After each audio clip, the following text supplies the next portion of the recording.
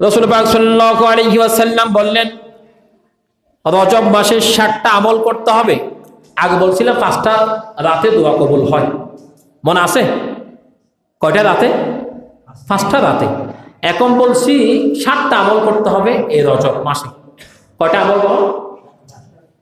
কথা বোঝা যায়? আচ্ছা, বোঝা যায়? আলহামদুলিল্লাহ।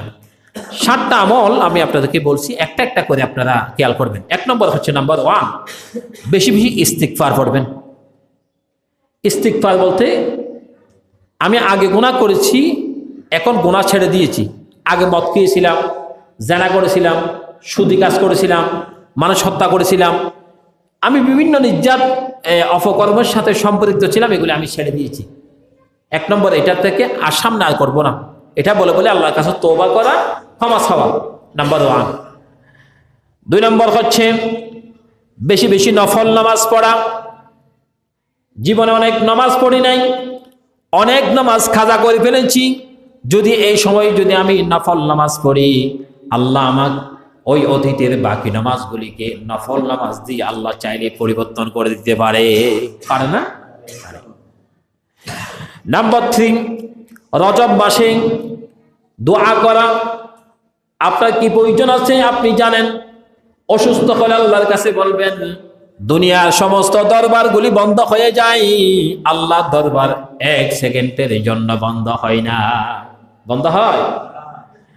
মানুষের কাছে মানুষ চাইলে রাগান্বিত হয়ে যায়, কষ্ট পায়, দূর বেড়াতে 3 কার হাতে কাছে অন্য হলো জায়গা তো না ফসতে তুই তোর তবেই তুই আসো, তুই আত্মকাটি আসো, এরকম বলে অনেকে, বলে না?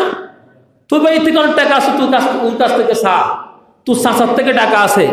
আল্লাহ বলেন, দুনিয়ার সমস্ত দরজাগুলি যদি বন্ধ হয়ে যায়, বন্ধ তোমার জন্য আমি কখনো 1 সেকেন্ডের জন্য দরজা বন্ধ করি নাই।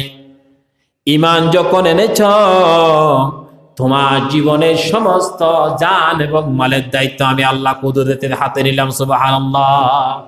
চাইতে হবে আল্লাহর কাছে। আল্লাহ বলেন, না চাইলে আমি রাগান্বিত হয়ে যাই। 4 নম্বর হচ্ছে কোরআন তেলাওয়াত করা। বেশি বেশি কোরআন তেলাওয়াত করা। ফজরের নামাজের পরে সূরা ইয়াসিন পড়া, জোহরের নামাজের পরে সূরা কাহাফ পড়া, আসরের নামাজের পরে একটা সূরা পড়া, মাগরিবের নামাজের পরে সূরা ওয়াকিয়া পড়া, এশারের নামাজের পরে সূরা মুলক পড়া। হাদিস শরীফের মধ্যে আসলো, যে ব্যক্তি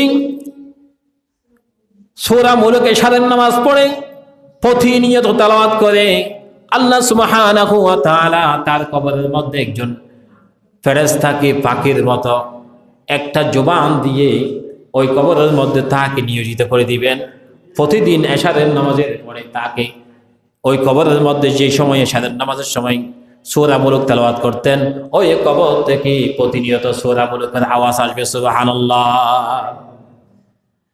এখন আমরা তো সূরা মুলকও শিখি নাই, সূরা রহমানও শিখি নাই, সূরা ওয়াকিয়াও শিখি নাই, সূরা ইয়াসিনও শিখি নাই। তা আমার জন্য কি, আমাদের জন্য কি? এখন আমরা যারা